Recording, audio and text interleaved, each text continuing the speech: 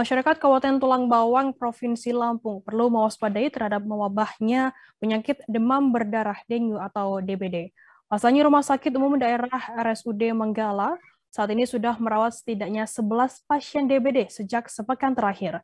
Dari jumlah tersebut, 2 diantaranya merupakan anak-anak. Informasi lebih lengkapnya akan disampaikan oleh rekan jurnalis kami dari Tribun Lampung, ada Endra Zulkarnain di sana. Halo Endra. Halo Firda, selamat siang Tribuners. Endra, bisa Anda informasikan bagaimana kondisi dari 11 pasien yang mengalami DBD ini?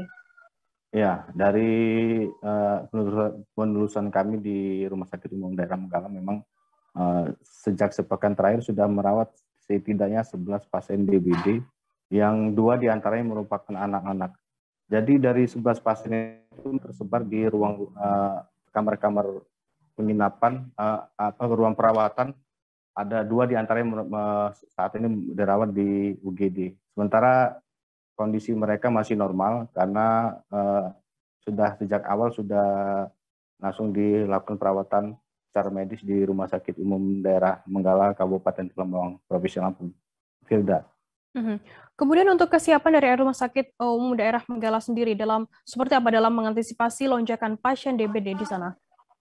Ya, selain menyiapkan ruang-ruang perawatan, sejauh ini memang sudah sejak awal Rumah Sakit Umum Daerah Manggala sudah menyiapkan tenaga medis. Kemudian juga obat-obatan mereka memang sudah di standby-kan di rumah sakit untuk mengantisipasi terjadi lonjakan. Kemudian mereka juga sudah berkoordinasi dengan PMI setempat untuk menyiapkan stok darah ketika dibutuhkan, ketika nanti ada lonjakan DBD yang memang darah ini sangat dibutuhkan ketika kondisi pasien tersebut drop.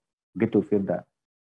Seperti apa imbauan dari pihak terkait untuk masyarakat dalam mengantisipasi DBD di Lampung? Ya, sampai saat ini kan memang sudah memasuki musim hujan.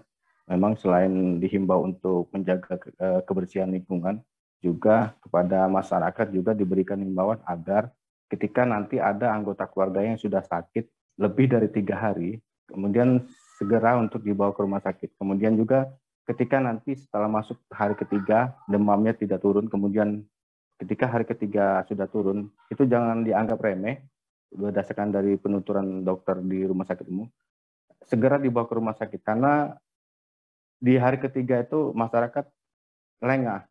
Begitu sudah masuk hari keempat, ternyata pasien kondisi sudah memang drop. Itu sudah sulit untuk ditangani. Begitu, Firda. Baik, Tribuners, jurnalis kami tadi juga sudah menghimpun keterangan dari pihak terkait dan berikut liputannya untuk Anda. Secara umum yang kita siapkan itu yang pastinya obat-obatan. Obat-obatan itu ya cairan infus kita sudah siapkan. Artinya kalau yang datang itu kan yang kita khawatirkan kritisnya ya Mas ya. Kritisnya itu timbul shock hipovolemik. Nah itu kita infus. Kemudian sarana prasarana lainnya ya untuk ruangan kita insya Allah siap. Kemudian oksigen siap. Kemudian dari PMI kita juga kerjasama ya sama PMI darah kalau sekiranya perlu transfusi juga sudah siap.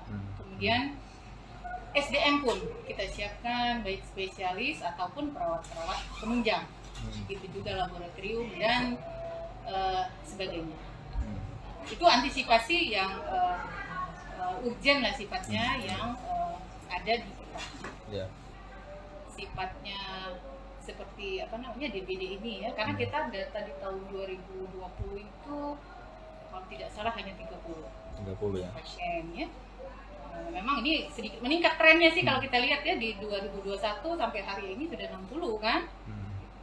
Tapi insya Allah sepanjang ini belum ada kita kewalahan, artinya ini kalau misalnya pandemi kita tidak siap gitu insya Allah.